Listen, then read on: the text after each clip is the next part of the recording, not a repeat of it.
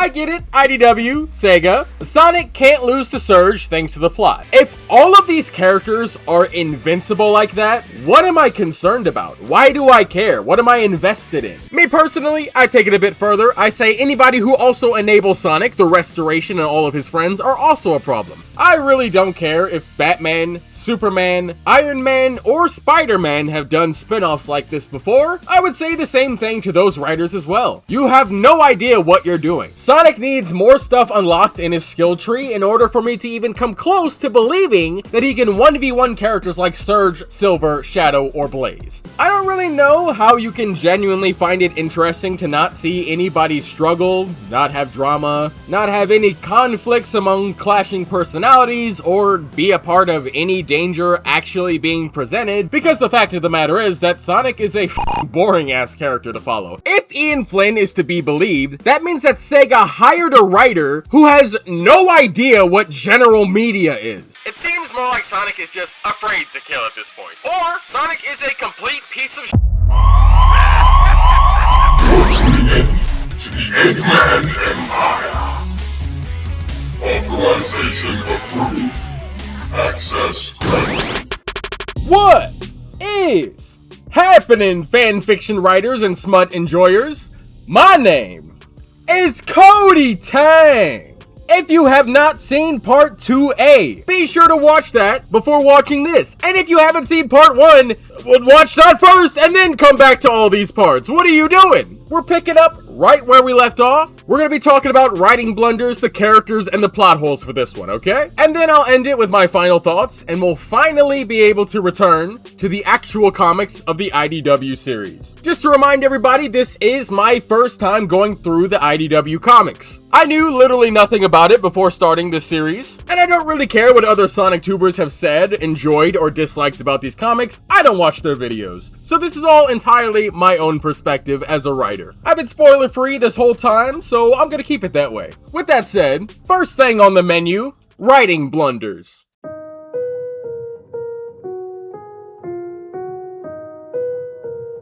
I want to start the writing blunder section off by addressing something that took place in Part 1. You may have noticed in Part 1, if you watched it, I explicitly did not call Sonic vs. Surge a standout moment. That's because it wasn't. It was the biggest blunder of the entire saga, if not the single biggest blunder of IDW's entire history so far. Some powerful words, but those who watch my issue 50 review should understand. Sonic and Surge's first fight is forever ruined, can never happen again, and it's all the entire IDW team's fault. Surge is a failed main character's rival, and I explained how the IDW team completely failed Surge as a main character's rival in my issue 50 breakdown, and I highly recommend you go watch that, as it explains how Surge compares to characters like Shadow, Silver, Metal Sonic, and Knuckles, and what rival characters tend to represent when it comes to the main guy. Since I already went highly in depth on that there, for the saga review I'm going to do something a little different, okay?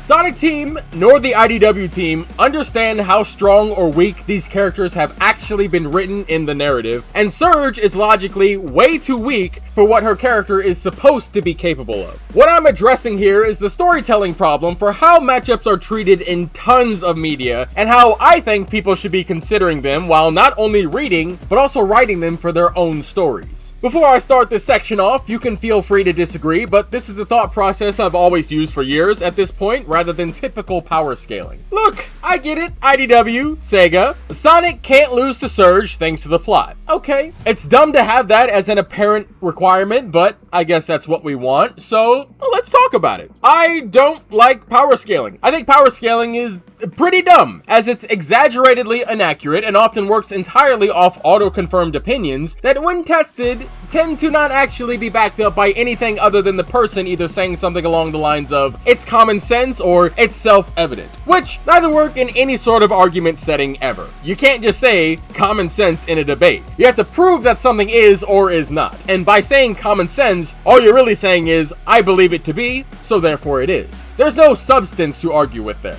People in the power scaling community don't seem to actually know what common sense is. Common sense is something that is evidently true without any intervention or extended discussion. When it's nighttime, It gets darker outside. That's common sense. The vast majority of humans on Earth have experienced nighttime. The vast majority of humans on Earth know what darkness is. That's what common sense is. Common sense is not when you say the exact measurement of light speed mixed with the intuition of a mind that thinks faster than an attosecond actually divides the rationale and the relation of the time it indicates. See, nothing I just said there was common sense. When you start pitting advanced to cutting edge physics together to create a new understanding based on two separate ideas, there's nothing common about that. Knowing the exact speed of a fighter jet is not common sense. These are not things you deal with on a day-to-day basis. When you join the power scaling community, you'll see this. Shit that Neil deGrasse Tyson would have an argument about in a lab of other physicists is being called common sense when you argue with these people. The power scaling could be cool, sure. It's just not something that the overwhelming majority of authors will ever use outside of fanfiction. The exact newtons of force that Shadow would need to redirect a speeding rocket backward during chaos control, and to even crack its shell, is just not at all being thought about by any author. The only thing the author is thinking is, Shadow is very strong. That's really the extent of it. Shadow is a strong person, and it's no deeper than that. The largest problem with power scaling is that when people work in the mindset of a power scaler to make a story, you know, like sprite battles, it removes all urgency and the feeling of a threat for the story, because nearly every single character is an unnaturally overpowered super god that can take buildings smacking them in the face at 300 miles per hour and come out perfectly fine. Well, of course that is, until the writer decides, okay, the fight is long enough, time to just magically decide a winner. Sure, an ability may be very strong, and sure, a guy may be really tough to fight, but everything isn't Dragon Ball Z, okay? The vast majority of stories in the world don't work off power levels. There should be no point when somebody's power level is so supreme that knives can no longer cut through their skin. Knives should cut through everybody's skin. Unless a character has some magic power activated, some sort of armor they're wearing, or their skin itself is made of dragon scales. It would make no sense for sharp objects to just magically no longer work. Punching them in the face with your fist sure as hell seems to do the job just fine in these scenarios. But I have a solution for all of this. What I do instead, I like to call practicality scaling. What this means is that I majorly focus on what the author has actually written, and anything that happens in gameplay might as well have never happened at all. I'll add what a character's abilities are shown to be, such as their skills and their powers, and through this, I can then do a moveset comparison. It's a very simple question to ask, okay? All you gotta do is ask, has it ever been used in the story? And I have some very simple questions for you to test this, okay?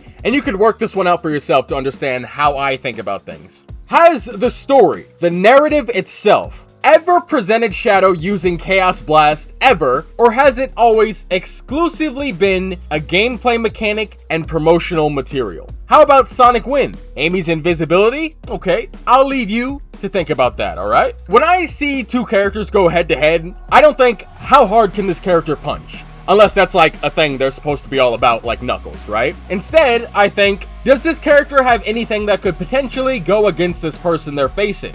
And then I work from there.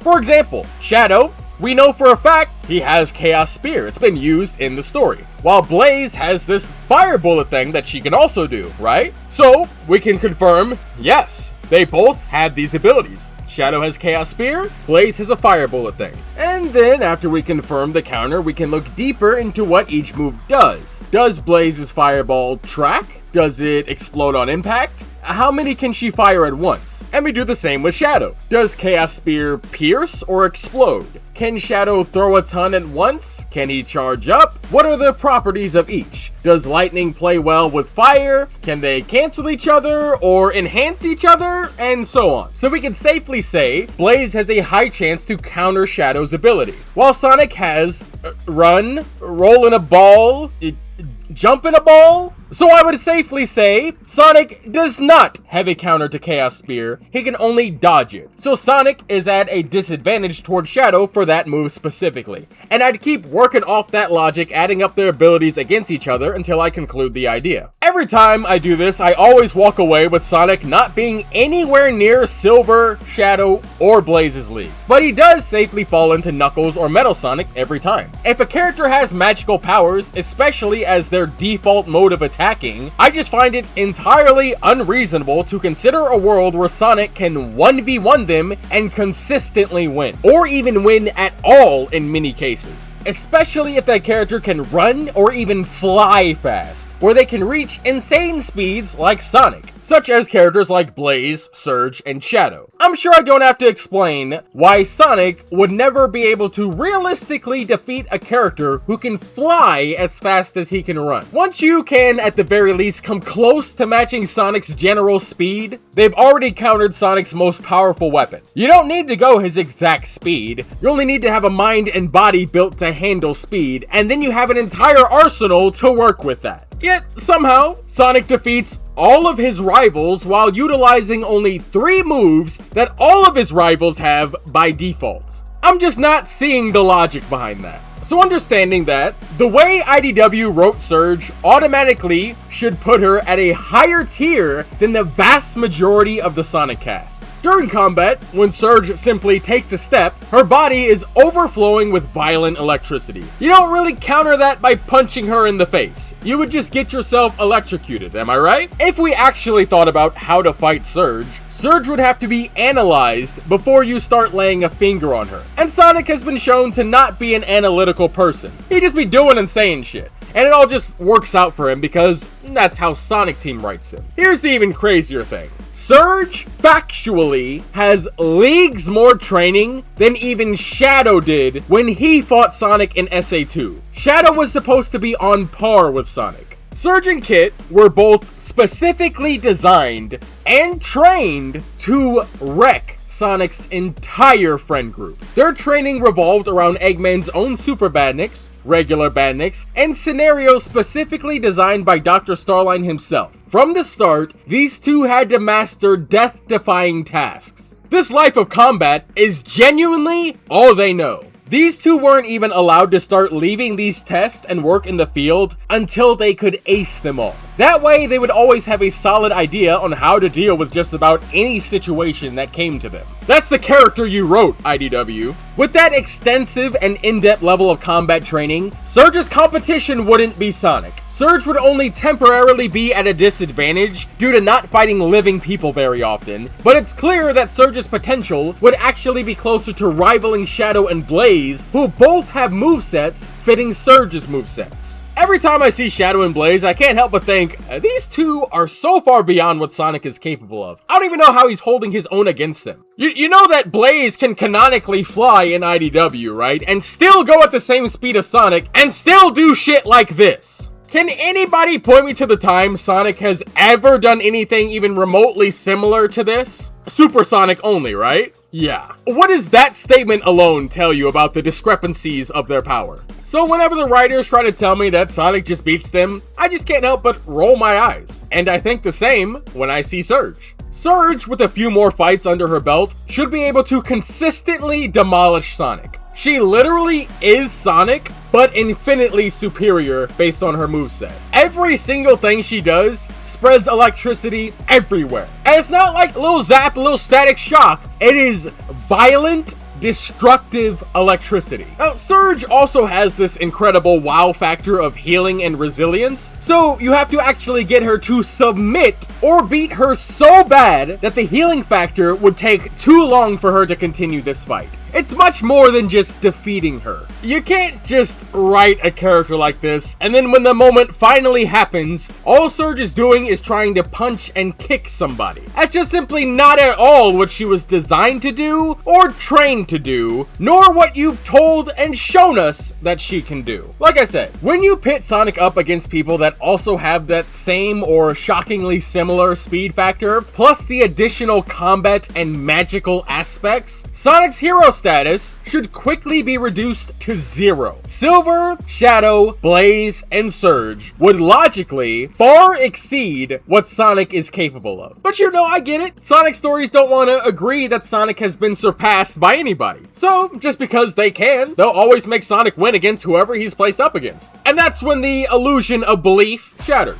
because it makes no sense. While most stories will develop their hero so that they can actually appear stronger and display their strength through their moves evolving over time, Sonic just stays Sonic. Sonic stopped being that guy the very moment Shadow started using Chaos abilities. You have got to upgrade your main character's abilities, guys. All Sonic has is 3 attacks. Everybody else he fights has an entire arsenal to throw at him. And again, some of these dudes even fly. I'm not just talking about rivals, I'm talking about villains as well. It's simply the writers of Sonic Team refusing to grow Sonic as a character and adding on to his arsenal. Sonic is not beating people up with the same 3 moves over and over again. After the 3rd fight, a motherfucker is going to be used to his entire combat strategy, alright? Sonic needs more stuff unlocked in his skill tree in order for me to even come close to believing that he can 1v1 characters like Surge, Silver, Shadow, or Blaze. It always feels completely contrived and empowered by plot armor. Give Sonic some wind magic, give him some chaos abilities, give him something! You have these developers suggesting moves that all these characters can do, but you never actually put the ones that make sense into the story. So as far as I'm concerned, they don't actually do them. They don't exist. The way I look at Surge is in trying to make a rival to Sonic, IDW instead made a rival to Blaze and Shadow that's going up against Sonic. For the TLDR, Sonic lacks the proper arsenal to fight any of his rivals or villains, therefore, Sonic Team needs to give him more stuff he can do in order to believably combat people. This is all an ad to say that Sonic should be able to use Sonic Wind and other stuff. Yes, that is what this is. Now you could say that, since I've seen Sonic do these in the game, well, he can do them, right? That would logically make sense. And sure, it does logically follow that it makes sense. But at the end of the day, that's not my fault that the writers didn't bother to actually write these moves into Sonic's actual moveset. It's the writer's fault for never writing it in,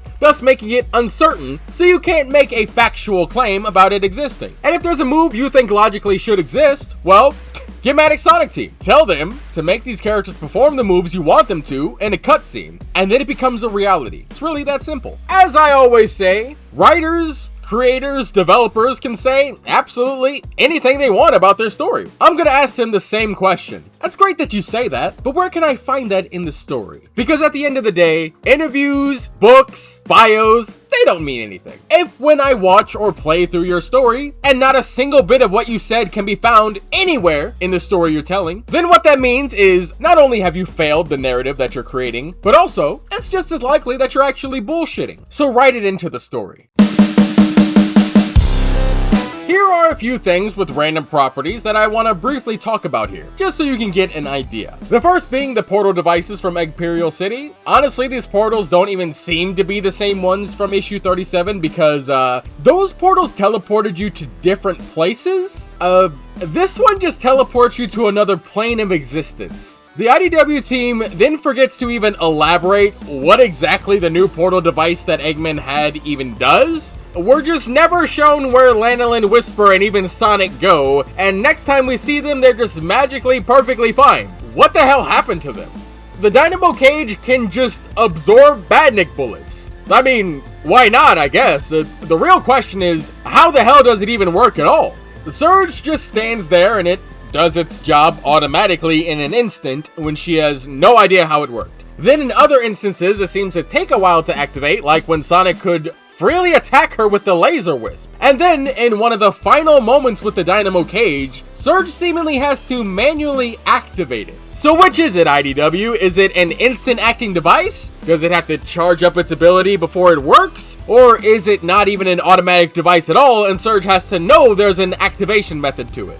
Eggman's entire city is powered by fake Chaos Emeralds, but it's never expanded upon for what exactly these crystals are capable of. And it's never even expanded upon whether or not Chaos Drives can equal out this much energy. Like I was asking, are these things strong enough to just turn everybody super?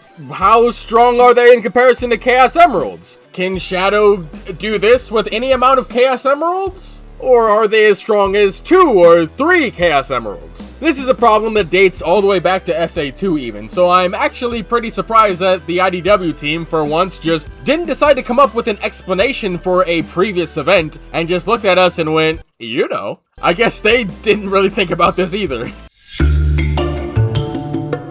The Wisps as we know them from Sonic Colors, were living, thinking organisms that had full autonomy. The thing with them was that they were, at the time, being enslaved by Dr. Eggman. By the time Sonic Forces happens, the Wisp, now for whatever dumbass reason, now live on Earth and are willingly being used as ammunition and firepower for the cast of Sonic characters and their war. This stays true in Sonic IDW as well, and this persists even for Whisper, as she uses her supposed friends as ammunition. Whisper is such good friends with him that she not only has constant ongoing conversations with him and requires them to be around for her to even feel alright, we'll just ignore the fact that she calls them all by their colors and has never asked for their names, I guess. So based on just Whisper's interaction, we know they're actual people. But you see, back when the girls all went camping in issue 45, we saw a kid have a pet Wisp, and he brought it into the forest against his dad's commands. Was that Wisp an animal? Was it not a person? Was it even an adult? Sonic refers to the Wisp like they're actual beings, like people, when confronting Surge. But then he immediately backtracks this by calling them creatures. So, are the Wisps not people to him? Fully sentient beings with thoughts, lives, wants, and needs? Are the Wisps literally just animals with some weird capability of proper speech, but not proper thought? Like I said, these guys freely have full conversations with Whisper regularly, and even Tangle was surprised to see that they can speak. So if they're being used as pets, ammo for war, and powering objects and houses, the only conclusion I can possibly come to believe is that Sonic Team and the IDW team are both displaying full-on slavery right before our eyes in this comic. I mean, what else am I supposed to gather from everything being presented?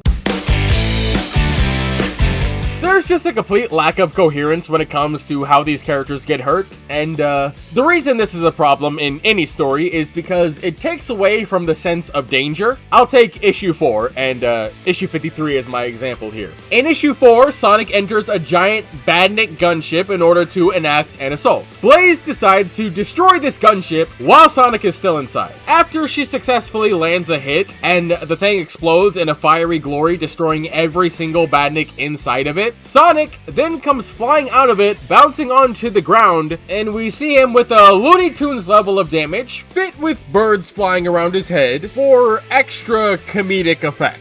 While in issue 53, once Sonic securely finds himself with the others in the escape ship, it blows up and Sonic is the sole person who is hurt. My question is, how can both of these scenes exist at the same time? Now, of course, comedy damage can be fine when used correctly. If you want to have a silly moment where Amy pushes Knuckles and he flies 80 feet across the field, whatever, okay, we can tell when something is supposed to be funny as the audience, even if it does dampen the coherence of the show, as even anime does this all the time. But the point of these comedy gags is not to apply it to the actual moments of seriousness, like Sonic fighting Super Neo Metal Sonic. I just have to ask, you know, am I watching a slapstick comedy or am I watching a story that I'm supposed to take seriously? You can't have both. So when a character is actually in a serious moment, they have to show that they're capable of getting hurt for real. Otherwise, what am I invested in? And on top of that, the damage has to be pretty consistent, right? If Sonic could take a building at 300 miles into his face, then that would stand to reason that Sonic can always take a building at 300 miles to his face, repeatedly even. Nothing's going to hurt him, he's invincible. And now you've made an invincible character, so genuinely, what the hell do I care about? I don't want to watch this. When you write like this, you create a confusing layer of ability for each character. It creates moments where the reader is supposed to be worried that a character like Cream can't fight Xena, but by just writing however you feel like at any moment in time, in the reader's mind, I would know that Cream can suddenly just summon the strength of 17 bulls and one-shot Badniks, so why should I be concerned that she's fighting Xena if I know that? You have to ground your characters in something for there to be any sort of tangible sense of danger. That shouldn't be a hard concept to understand. I should never see Sonic taking a building coming at him at 300 miles per hour, and then he just walks away and goes, haha, that was crazy, right? That's insane. That's what he did when Surge shocked him with over 1 trillion volts of electricity. And when it comes to the jokes of the series, there's a dissonance that you're creating by merging comedic timing with serious and even dire situations. The way that IDW does it, they add in purely plot-based damage because they think illogical moments is good drama. such as when Sonic's leg was hurt for no reason, or when Silver magically got so hurt he was hospitalized. Yeah, back in issue 14, Silver successfully blocked a giant explosion with his shield, and then he fell over. So the only implication could be that in a split-second time, Silver got hit by a huge explosion. I don't even know how that's possible, and he has all of his limbs still attached. Meanwhile, somehow Sonic is perfectly fine when they both would have got hit the same exact way for this explosion. And Silver's telekinesis is not this weak that this would have caused him to pass out, okay? In the first saga, he did a lot more with his telekinetic powers than just this.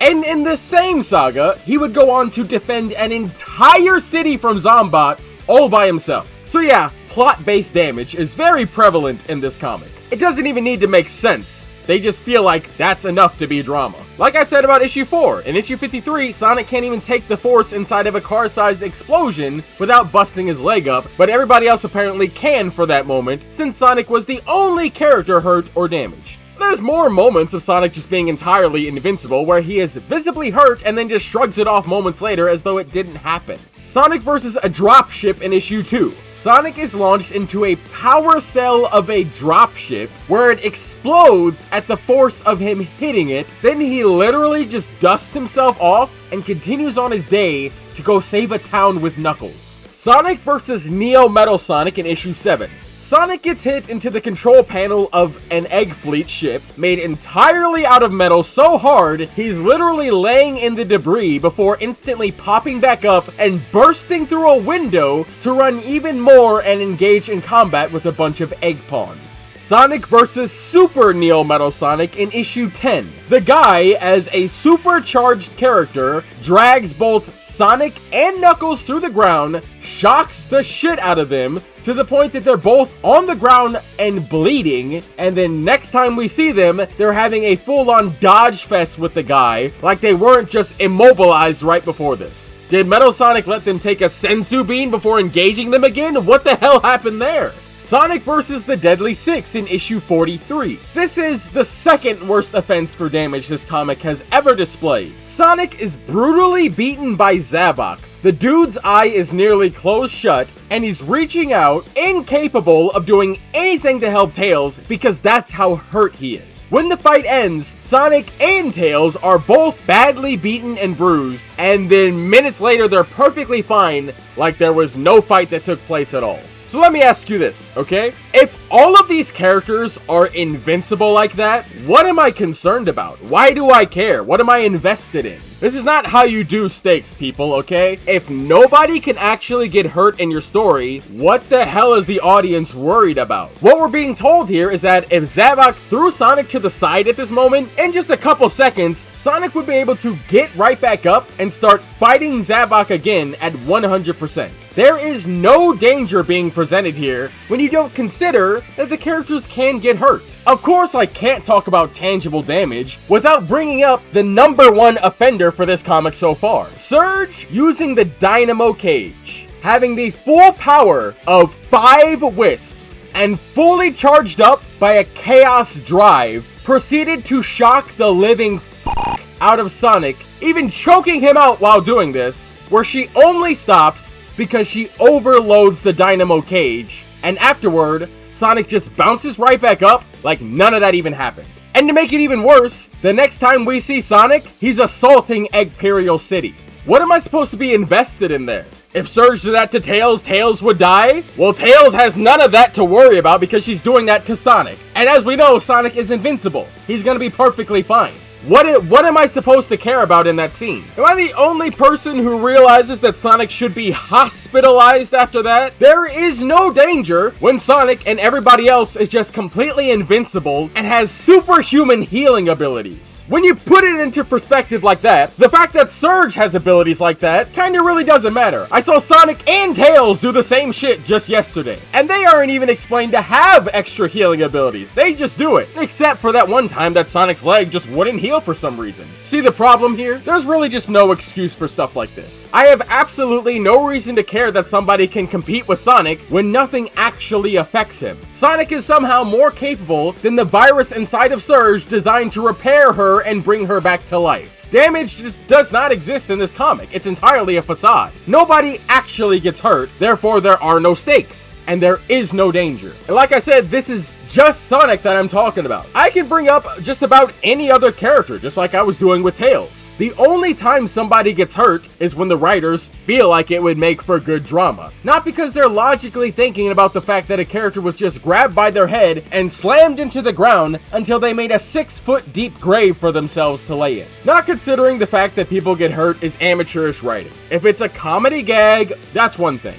But when you're telling me to take your story seriously, why the hell would I do that? Lack of damage has plagued fanfiction, anime, cartoons, and comic books. People get hurt, sorry to say. Nobody breaks their leg and then continues beating somebody up 2 seconds later. They most likely just lost the fight. A character continuing a fight like that is usually seen as a touching moment of ambition as the character continues to get floored time and time again since they've been beaten so badly. It's a moment of triumph that they even survived, not something that they were like, I've now summoned the power of gods and now I can win and my leg is suddenly healed. Also, when a character gets hurt, yes, the character needs to recover afterward. They have to be healed. That's how getting hurt works. This is why we have 800 other characters to follow, so you can freely hurt one character and somebody else can take control of the story temporarily, or permanently even. I'm sure Amy and Tails would do just fine teaming up together. Silver and Blaze have got it. The Chaotix, they're on the case. Team Dark, they're good to stand in, not a problem.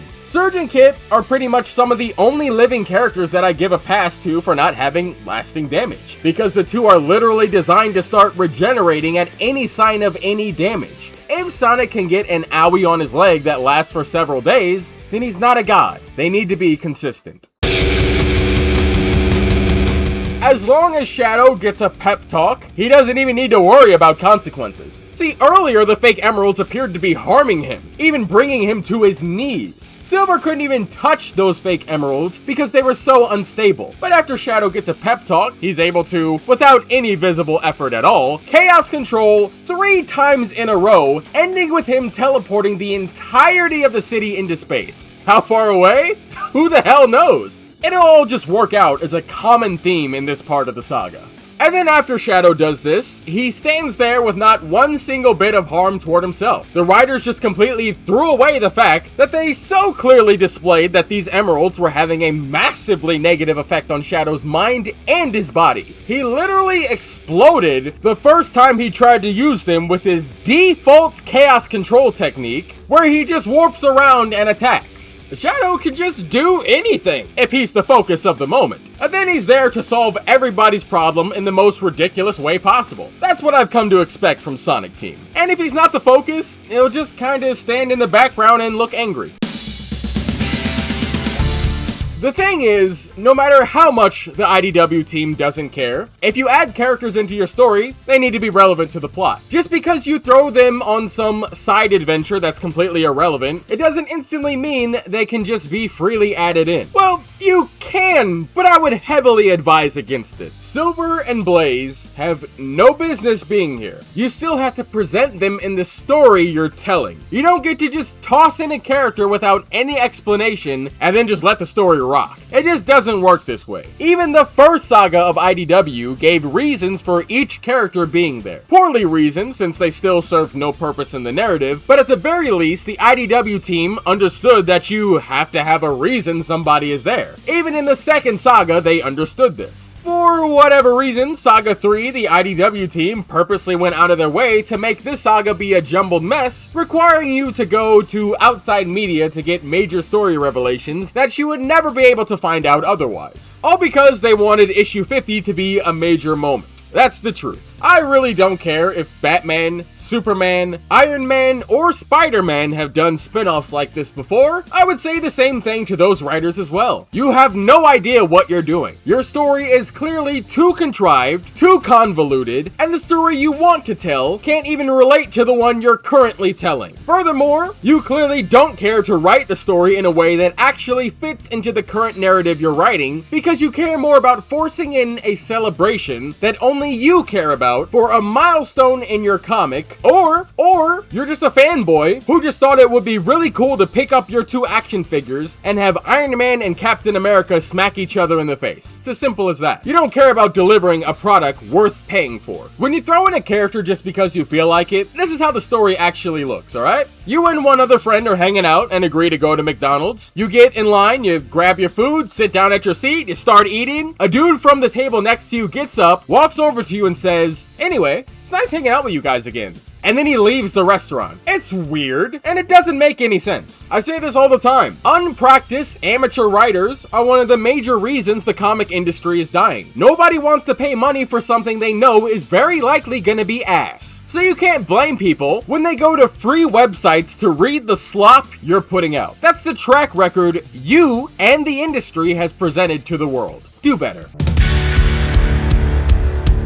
Flubbing the ending. Yes, when you get to the end of the story, you gotta make it land, which means you gotta build it up. It doesn't have to be a perfect ending. It doesn't have to be a happy ending. Your ending simply needs to feel earned. That's the key word, earned. It's the major reason why I said the IDW team f***ed up by forcing issue 50 to be a big moment, rather than just saying, hey, we made it to 50, and moving on. Worrying about the numbered issue of your comic is gonna get you in situations like this. The comic book industry has held on to this line of thinking for so long that now everybody expects it. This is one of the major problems with the comic industry that really needs to change. When you're compelled to hit a specific date, you're sacrificing vital story moments because you have to jam them into a time limit that only you have set. Just say screw it and make a good story. I promise you it'll work out. Manga does it all the time. There's a reason they're thriving and you're not. You don't need to time gate your stories like that. This has never been something you have to do. Something you do have to do is you have to let your story breathe. And you should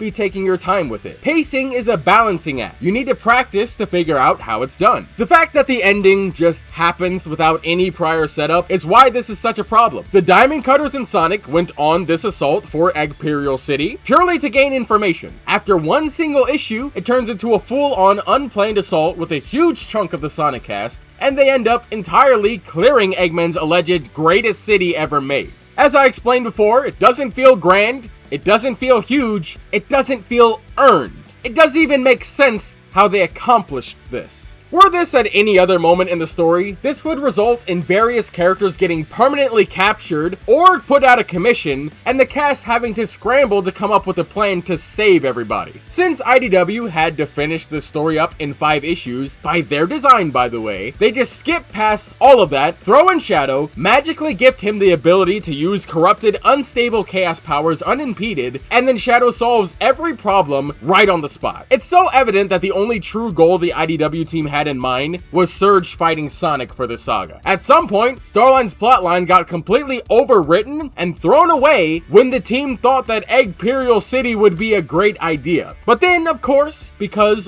why would they didn't know how to work any of that into 5 issues. So just as I even said in my review of the finale, we should take Bikini Bottom and push it somewhere else! That's how they defeated Eggperial City. The city exploded, then everybody immediately celebrated with a picnic on the same page the city was supposed to be blowing up, because the IDW team didn't even have enough pages left to write in a proper resolution on time. Well, now just wait a second. Actually, I just thought about something.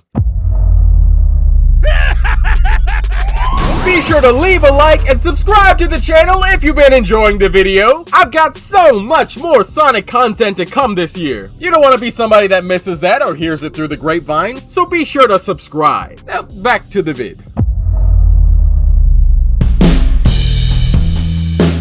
I want to say this about the characters before we begin. We rarely see the IDW cast. I don't know why that's the case. We have this ever-growing cast of IDW characters, yet Ian Flynn and Evan Stanley go out of their way to not make storylines for these characters to follow. When we see them doing stuff, it's more like a treat we're being given, rather than the focus of the comic. You'd think that since Ian has so certainly said that he can't actually do anything with the main cast's character development, that he would instead use the characters that we can actually see go through shit and grow as people. But I guess we're supposed to enjoy the fact that we almost exclusively just see Sonic and his friends one-shotting their way through every problem, where we solve every problem in 5 issues max at a time. I don't really know how you can genuinely find it interesting to not see anybody struggle, not have drama, not have any conflicts among clashing personalities, or be a part of any danger actually being presented, but yeah, I mean, that's the story they keep delivering, and we're over 80 issues now, so what do I know, you know what I'm saying? Somebody keeping the lights on. Now, this is just the fact about writing. If you have characters that you can't actually change, then the focus needs to shift to characters who can grow and change. This is why Sonic, an entirely static and complete character, often meets people who have a lot of problems in their lives. Because the fact of the matter is that Sonic is a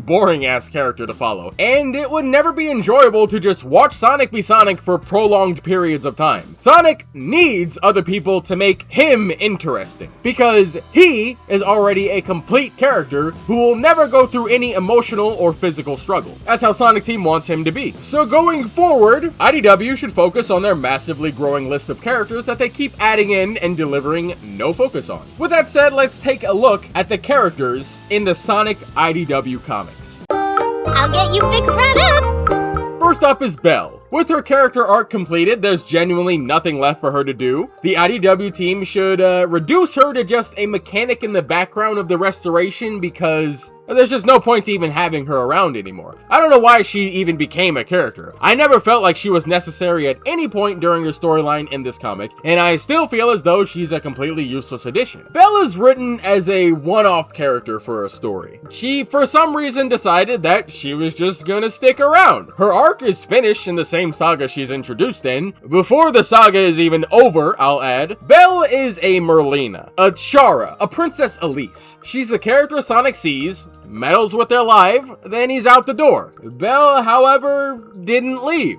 My guess for her character in the next saga is that we won't be seeing much of her, if at all. She's a very pointless character with a story that we barely even followed. IDW wrote her a sob story that we didn't even have time to care about. She's introduced, her problem is solved, she goes back to fixing things. The end. We've got this one.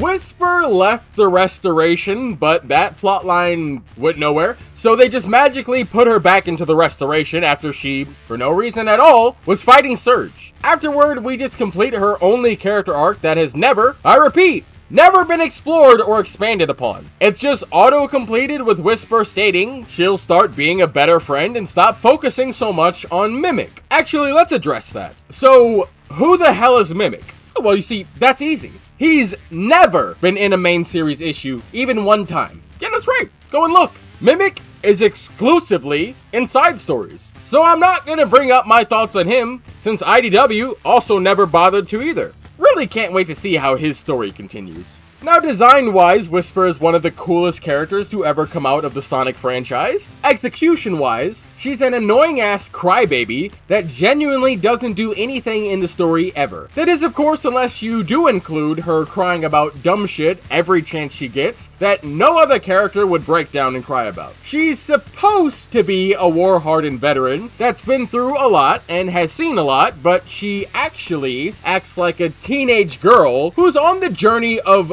transitioning into womanhood. She's annoying as f***, whines about everything, suffers from constant mood swings, all while doing nothing about it but breaking down and crying, and everybody else around her has to cater and baby her like a child. Her backstory makes absolutely no sense given how she ends up acting in the present day. And I can't wait for the opportunity to dive into just how stupid and nonsensical the OG Diamond Cutters were as a group.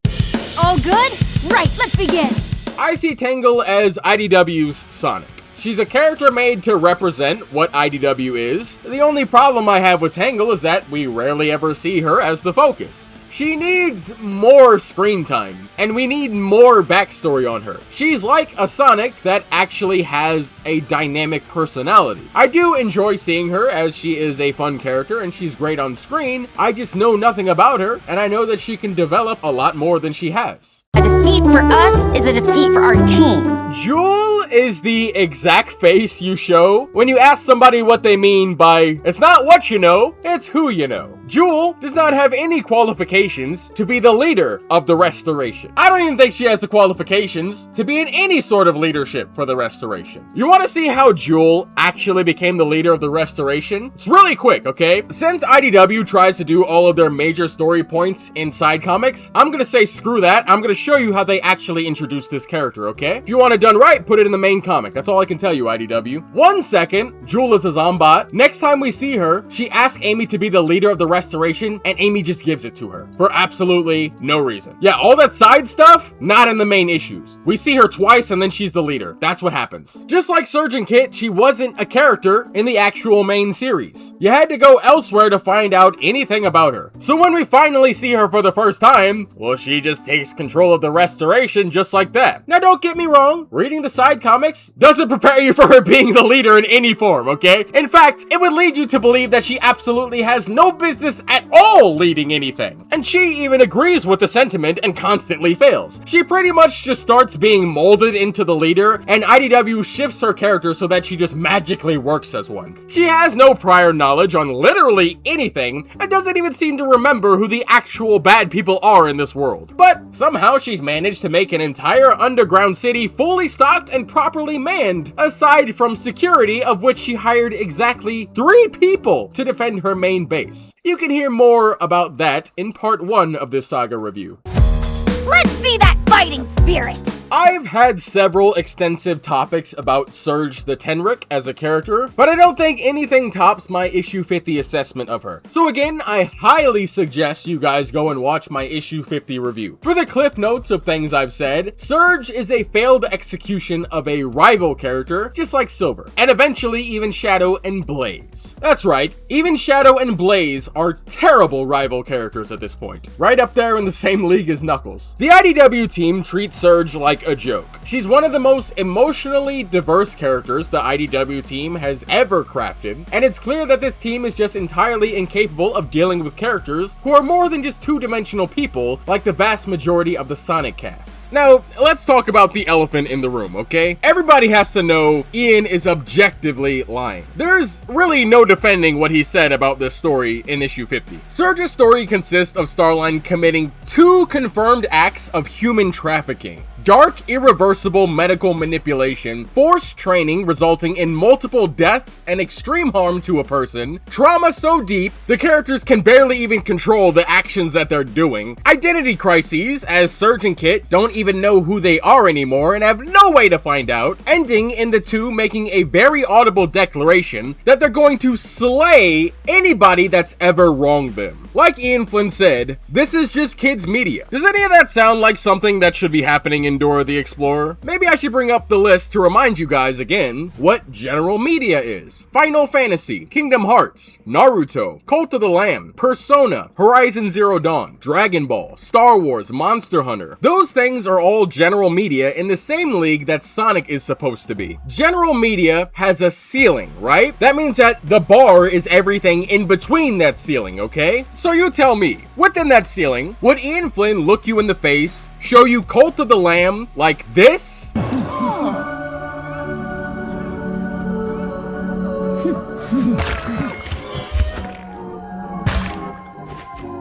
And then proceed to tell you this is on the same storytelling grade as Paw Patrol? Or maybe I should show you something IDW based that should really hammer it home that Ian is fully aware of the limits he can do with general media. Is this something you would see in Paw Patrol? Look at it! Look at it! Look at it! Look at it! I want all of you to look at it! If Ian Ian Flynn is to be believed, that means that Sega hired a writer who has no idea what general media is. The only identity crisis I'm seeing here is Ian Flynn calling himself a writer. Give me a break, nigga, like, be for real. Ian Flynn, you are way too blatant with how stupid you think the audience you're writing for is. That's why the majority of people who were reading this dropped the comic at issue 50. At some point, you gotta admit, you are the problem to gain any sort of respect as a writer at this point. You know, it's kind of fitting if you really think about it. The most popular spin-off team for the Sonic franchise is also just as incompetent as the main team of the Sonic franchise. Again, if you want more in-depth breakdowns of Surge, watch through my Imposter Syndrome series, watch my issue 50 video, and watch my issues 55 and 56 video. Surge has the most potential of the entire IDW cast, and it's a shame this is the writing team she's being subjected to. I want to get stronger. Now, Kitsunami the Fennec is the opposite of Surge in just about every way. I don't just mean that for his character on screen, I mean that writing-wise. He has nothing going for him, he's as submissive as they come. If he lost his anchor in life, which is Surge, then he would just lay down somewhere and starve to death. That's how useless he is without Surge. I believe that Kit should just be killed off because I don't think his character has anywhere else to go, especially not anywhere compelling. He's far too broken and far too useless without somebody carrying him around. Simple as that. The IDW team should consider Kit as the next character on the chopping block after Dr. Starline. Surge doesn't need him to carry on. At best, his legacy would be a happy memory to her. I really gotta start acting my age.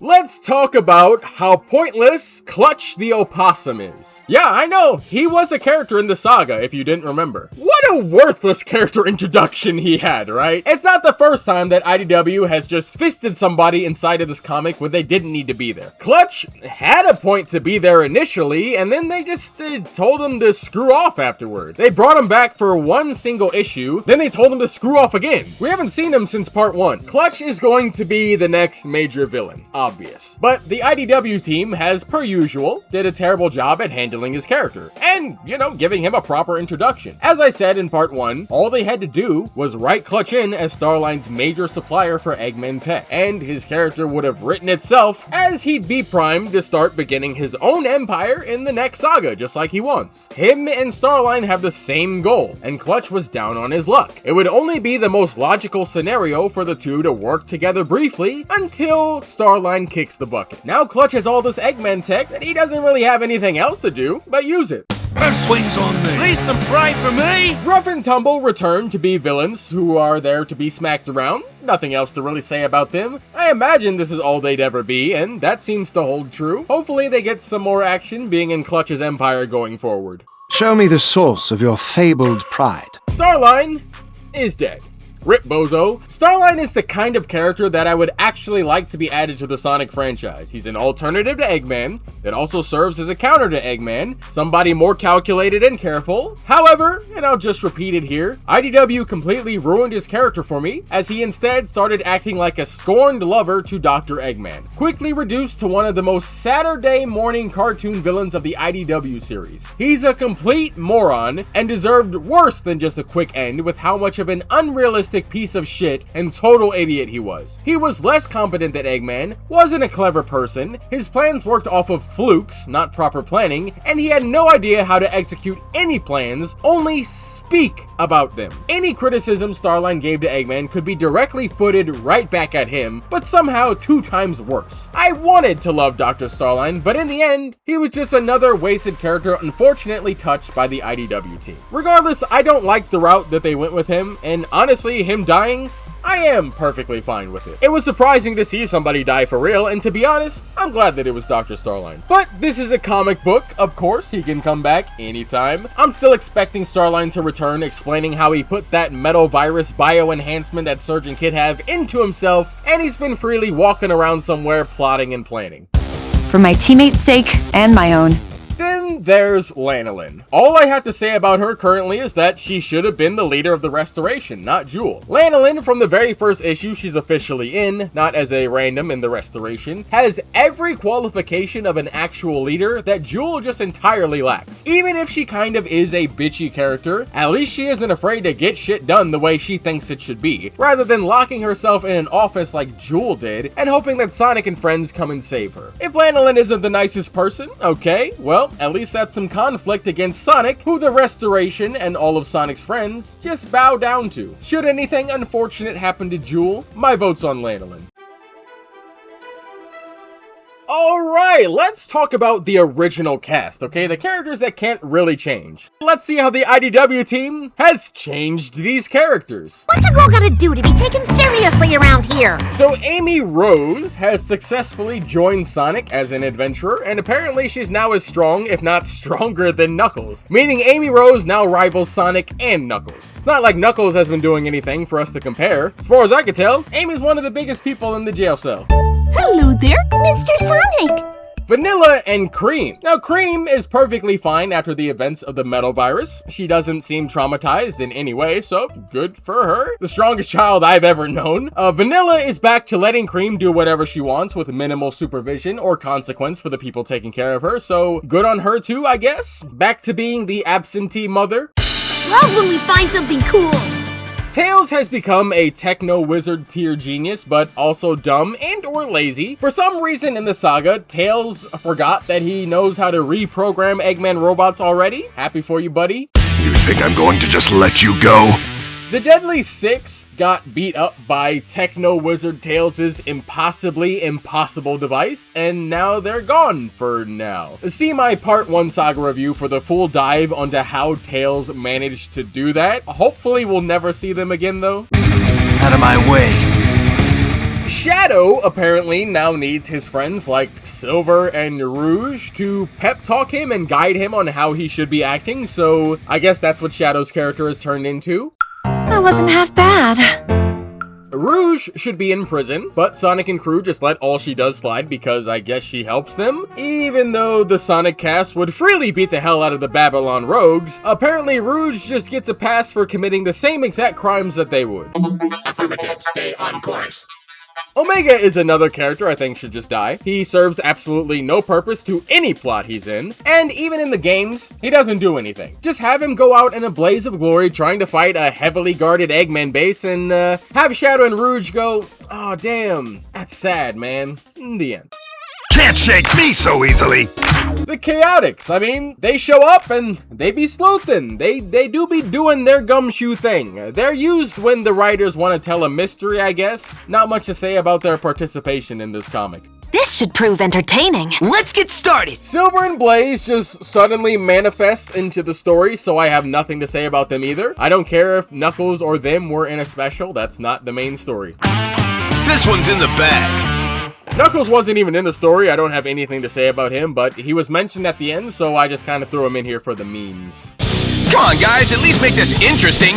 Sonic the Hedgehog has seemingly taken on the role of a fence-sitter. He's a hypocrite and even a dumbass. Sonic letting Surge go is morally consistent with how he's portrayed in this comic. Sonic letting Eggman go dips into questionable character territory for this comic. Surge is allowed her second chance. Eggman is on his 800th. It seems more like Sonic is just afraid to kill at this point. Or Sonic is a complete piece of shit that genuinely doesn't care about what happens to anybody, you know, as long as he gets to have fun. Those are the only two options. And yes, this is the same take that you can garner from the video games. If it is true that Sonic just loves when Eggman commits acts that threaten the very fabric of a town, a city, a village, a house, a person, or even the universe, and causes events that will end up killing people and or causing generations of trauma, then Sonic is factually an asshole and a piece of shit. If he thinks that's fun and fine for somebody to do, then he's a selfish and a shitty person. Not killing Eggman, or at the very least, locking him up, is like watching a kid drown in a pool when you're the only one who can save them. Technically, you're not morally obligated to save the kid. Them drowning has nothing to do with you, right? But as a general obligation, morally, you should do something about it. Otherwise, you just let a kid drown. It's pretty fucked up. For Sonic, he has every ability to permanently stop Eggman, but he just doesn't, because in reality, he doesn't care about the drowning kid. His life would personally be boring without a person like Eggman, and he's perfectly fine with Eggman doing the next world-dominating scheme where it's impossible to deny that at the very least 5 people, if not up to and over 1,000 people, definitely died. So long as Sonic gets to have fun, who cares? And yes, I will say the same for any other character that has the opportunity to take out Eggman. I consider everybody. So give me a valid reason why Shadow, of all people, wouldn't just kill Eggman. Why Whisper wouldn't just kill Eggman. Are you trying to tell me that the entire cast is actually just full of people who only pretend to care about others and the planet? As I said earlier, since there's never been a direct counter to whether or not the Sonic cycle exists, and since we've only had confirmations that Starline is correct and the Sonic cycle does exist, that would mean that the story is telling us factually, without a doubt, the Sonic cycle is factually true, and Sonic is a terrible person who constantly lets villains get away over and over just so they can do everything all over again. The story has not presented an alternative to that, so therefore, the conclusion is that it must be true. So, if IDW ever wants to dispute this claim, well, they simply have to show Sonic consistently not letting people get away with the things they're doing. Unless they do that, well, that means the Sonic cycle for the IDW series is 100% true. Surge, Starline, and Kit are all correct in the fact that Sonic is a problem on the world. Me personally, I take it a bit further. I say anybody who also enables Sonic, the Restoration, and all of his friends are also a problem. Shadow is a problem, and so on and so on. Unlike most of the fans and the writers of the Sonic franchise, I don't see Sonic as the only character who should be able to draw the story. So if Sonic's in the wrong, anybody who doesn't confront Sonic and actively work against the things that he's trying to do are also in the wrong. To put it in real perspective, Shadow will freely kill anything else that threatens the world. Why not Eggman? I'll wait. See, for IDW, Sonic has a different problem that makes him not only a dickhead, but also a hypocrite. The second chance excuse that Sonic keeps bringing up doesn't really work when the person he's talking about has squandered every dozen you've given him already. Sonic can't proceed to keep getting mad at these people when he himself is factually enabling them. Which is why I will always side with Surge, Starline, and Kit on this. If Sonic truly does just love fighting Eggman, he's just as much of a problem as Eggman is. Speaking of the Doctor, we can't discuss Sonic without talking about... You all struggled, and for what? It's very easy to pinpoint what's wrong with Eggman's character, and I think the games have even fallen victim to this problem too. Eggman is allegedly a guy with 300 IQ, yet he's a huge f***ing dumbass for no reason. And it makes absolutely no sense with how he has an entire empire. He can't do basic security, he doesn't strategize with his robots, he has no army or even business structure, he never thinks ahead, doesn't consider past mistakes, he'll barely even think about the now, he burns every bridge he ever builds, he has actual on-screen childlike temper tantrums, yet he's supposed to be one of the most intimidating people to ever grace the planet. Him having 300 IQ just makes absolutely no sense when you see him in action, see how he sets up all his plans, and witness how he controls the hierarchy, of which there is none, of his army. It's just every single badnik, Metal Sonic, Eggman. That's the hierarchy. At this point, I'm pretty sure Eggman just claims that's how smart he is. I don't know how a guy with 300 IQ fails so much. You can literally walk into any one of his bases and see everything he already failed on. See my part 1 for a more in-depth breakdown on Eggman, and watch through my IDW reviews for more comments concerning him. Here's what I will leave you with though, alright? Here's what Eggman thinks is a world-dominating monkey robot. Here's what you imagine somebody with 300 IQ would make a world-dominating monkey robot look like.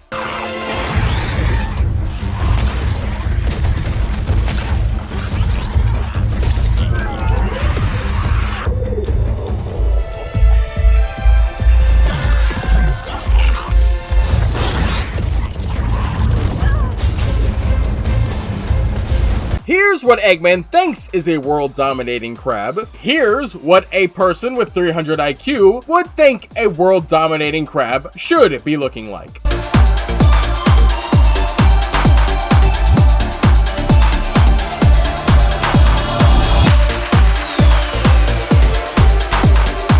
Eggman's actual 300 IQ tier robots are few and far between. Horizon Zero Dawn is what the world would actually look like if Eggman really had 300 IQ. But like most things that happen in this franchise, Sonic Team says it's so therefore it must be, right?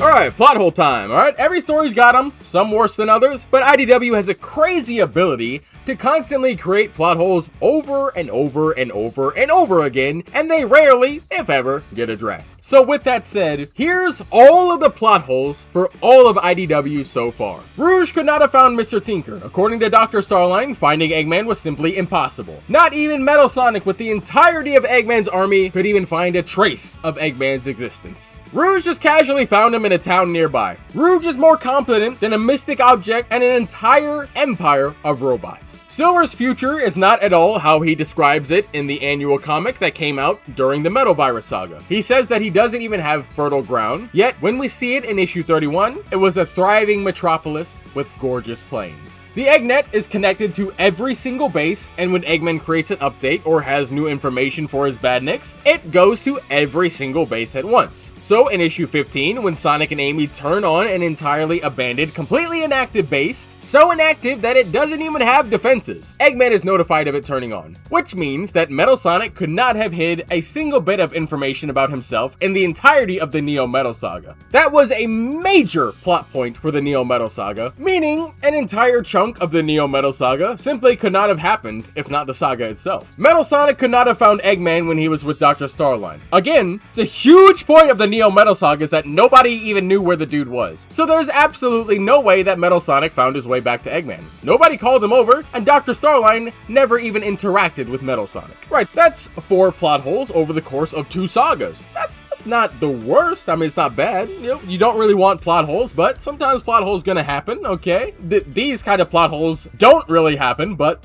regardless, okay? 4 across 2 sagas, not a problem. Now for the plot holes that have popped up in this saga alone. Bad guys didn't need to happen. Dr. Starline had a whole bypass code where he can just override every single one of Eggman's bases. The mini-series of bad guys starts with Dr. Starline needing to take over one of Eggman's bases. In order to do that, well, he needed to bypass Eggman's security. At the end of Bad Guys, in order to hack into Eggman's security for the current base, one of his most protected bases, by the way, this is for his Eggnet, okay? Dr. Starline says he had a whole bypass code that bypasses Eggman's security the whole time. He would then go on to use this code multiple times in Imposter Syndrome. In the Bad Guys miniseries, one of the major Eggnet hubs was destroyed in Bad Guys by all of the villains, including Eggman. If this is true, Starline couldn't possibly command any of Eggman's badniks, regardless of if he managed to still get a base out of this. Starline would be connecting to nothing nearby in order to turn these badniks over to him. The only logical conclusion would be that he found each and every badnik one by one and reprogrammed them. For the last few issues of this saga, where did Sonic go after he was captured by the portals? If the portals were shut off, and how did it successfully activate and capture him? Belle has information that only the authors and the readers would know, and there was no way she had access to this information, as the characters that the information is supposed to be sourced from also lack the information that Belle would go on to share. Upon further investigation, what IDW was trying to say is that Metal Sonic operates opposite of the Eggnet. However, they kinda forgot that the entire reason Belle had the map to the city they used is because she interfaced with Metal Sonic, who is directly connected to the Eggnet. And Eggman and Belle would directly confirm that she is in fact directly interfacing with the Eggnet themselves. So in conclusion, thanks to this blunder, Belle is accidentally omniscient, and Metal Sonic knows more than he should as well, making him also an omniscient badnik. So we have 2 omniscient badniks. When Tangle was portalized halfway, but kind of not, Tangle is not supposed to have a physical body, but she was able to freely touch people and objects. So, this saga gets an award for having the most plot holes of any saga so far. Congratulations, Evan Stanley and Ian Flynn. Together, you guys created double the plot holes. That is amazing. Very impressive. Okay, wait. So you're telling me nobody's thought of this yet? You're still in the video! What are you doing? You haven't subscribed? You haven't commented? What are you, brain dead? You have no opinions of your own? You can only take in mine? Prove me wrong and leave a little comment down below. And don't forget to subscribe! You've been here this long, you might as well stick around. Now back to the video.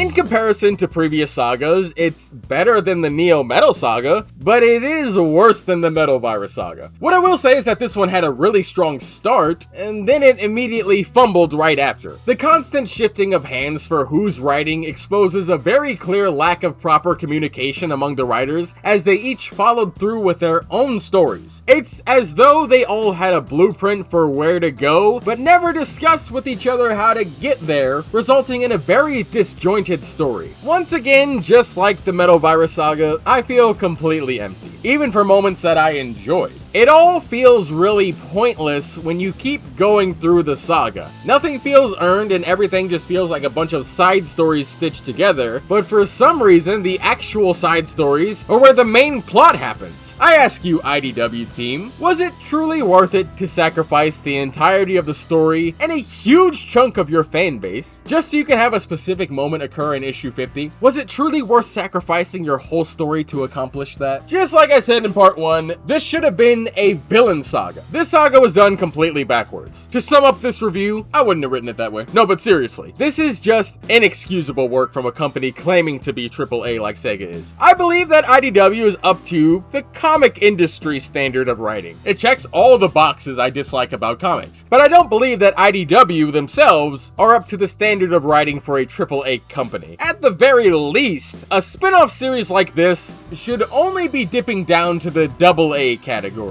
not coming off completely like an indie fanfiction passion project. If Sonic Team thinks this is all great material, then they're also part of the problem. Then again, it's not like their inability to tell a story hasn't always been there since '98, right? Okay, that will do it. I do want to take a couple minutes to talk to my community, so click off if you don't give a fuck about joining it. So unfortunately, I wasn't able to catch up with IDW in 2025, which, yeah, I'm disappointed in myself for, but it is what it is. I'm not going to dwell on it too much. I don't have too much left to catch up to, so I'll be there for issue 100 with everybody else, I'm sure of that. I'm not at all impressed with these stories. 2026 is going to be a shake-up year for my channel. I plan to do quite a bit of things that I had to necessarily ignore in order to catch up to IDW. I can see the signs. IDW has a very tiny influence on this franchise, so I clearly need to start diverting my attention elsewhere. I'm hoping for 2026 to be a big year for us and my channel. I hope you guys all stick around as we press forward. We made it to 1,000 subscribers last year. To be clear, I would have quit if I didn't hit that. Anyway, check out my streams on Mondays and Fridays. Leave a like, comment, subscribe, and share the video around to everybody you know. My name is KotyTang, and I'll see you guys in the next one. Like, comment, subscribe, leave a like, okay, bye!